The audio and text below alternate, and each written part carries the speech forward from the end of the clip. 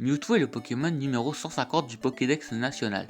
Apparu pour la première fois dans les jeux Pokémon rouge, bleu, jaune et vert, il est l'un des premiers Pokémon légendaires avec le plus de mystère à son sujet. En effet, que ce soit dans les jeux, dans l'anime ou même dans le manga, Mewtwo bénéficie d'un lore dû à son succès au cours des années. Mais voyons voir cela de plus près. Dans les premiers jeux, on peut croiser Mewtwo comme boss final au fond de la caverne azurée, après avoir battu la Ligue Pokémon et ainsi le capturer pour compléter le Pokédex. Cependant, on peut avoir vent de son existence bien avant, grâce au manoir Pokémon situé à Cramoisil. Dans celui-ci, nous pouvons lire via des extraits de livres. Rapport 5 juillet, Jungle X. Un nouveau type de Pokémon fut découvert. Rapport 10 juillet, le Pokémon fut baptisé Mew. Rapport 6 février, Mew et Papa. Le petit fut baptisé Mewtwo. Rapport 1er septembre. Mewtwo est trop puissant. Nous sommes impuissants face à ces pièges.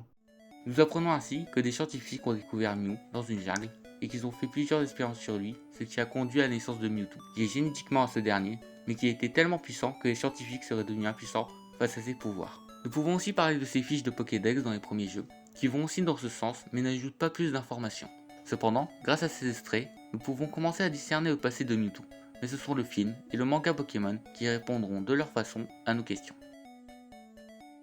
Dans le premier film tiré de l'anime intitulé Mewtwo contre-attaque, les extraits dont nous avons parlé sont directement adaptés. Ainsi nous pouvons voir ces mêmes scientifiques découvrir Mew dans une jungle et faire des expériences sur son ADN trouvé afin de créer Mewtwo. Un clone génétiquement modifié est considéré comme le plus puissant des Pokémon. Dans les films, son créateur direct est le Dr Fuji, le même Fuji que dans les jeux où il est simplement le propriétaire de la maison Pokémon. Son but en créant Mewtwo est de ramener à la vie sa fille, Ember, en créant un clone d'elle. Malheureusement, les clones tests d'Ember et des Pokémon de départ de Kanto finissent par mourir car n'étant pas viables.